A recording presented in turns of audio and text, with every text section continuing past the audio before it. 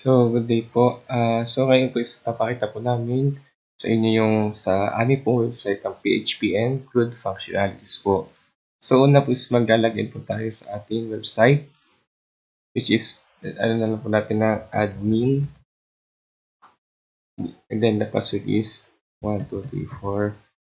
And click this right check, then login. So, pag nakapag-login po tayo, so pupunta po tayo sa ating admin panel. So, nandito po is, ang elements po niya is dashboard, users, and products. So, itong dashboard po is, wala pa po siya connect, hindi pa po siya tapos, wala pa siyang connected sa aming pong website. So, dito po sa add new user, mag-add po tayo ng name. Let's say, Kyle. Email niya is kyle@gmail.com.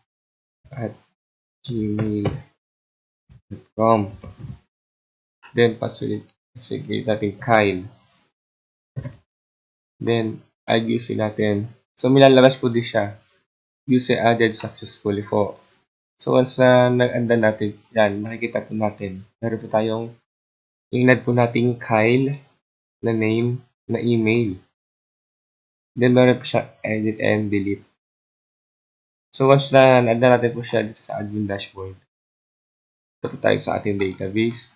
Nag-create po kami ng database DB, which meron siyang products and users. So, sa users, makikita po natin siya dito sa browse, and ito po siya. ID 12 Kyle, email kyle@gmail.com, then yung password.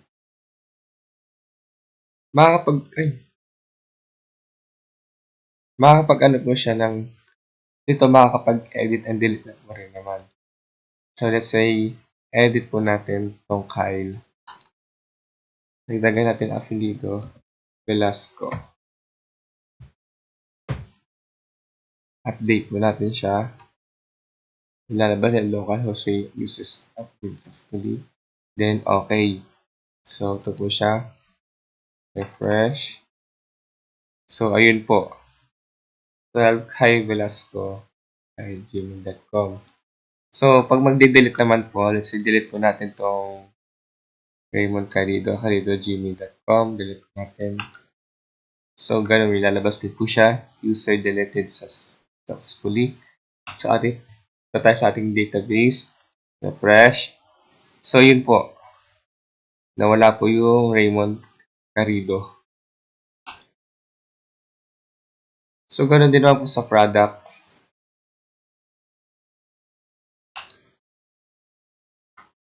Sa products po is ganun po. Meron po kami dito for add products po. Add product, let's say product name. Let's say caramel. Category natin, sabi natin coffee. For the description, kasi hindi masyado mapait.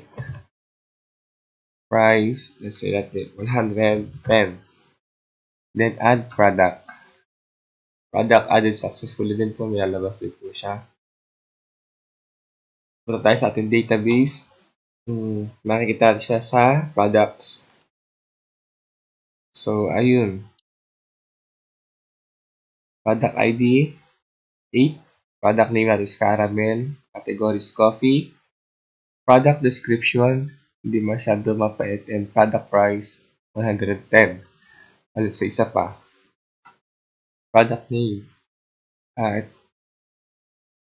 Chocolate. Kasi chocolate. Category niya is milk tea. And then the description is matamis.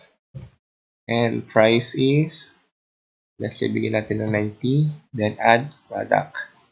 So, ayun po. So, pag mag-edit po tayo, let's say, edit po natin itong matcha. Milk tea, masarap. Edit po natin. Matcha flavor. Matcha. Sarap. Asa sa amin po is, di pa po kami tapos update. Di pa po siya nag-update. No, di pa rin po siya nakaka-send. So, pero nakakapag-delete naman pa po kami. Delete natin to. Product deleted successfully. Then yung cappuccino. Categories copy. Delete natin. So, punta tayo sa database natin. Dalawa po yung binara natin. So, ayun. Nabura po siya.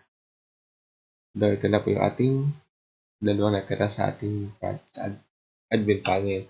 Pero sa ating database space, nabura na po natin yung dalawa. So, ayun po.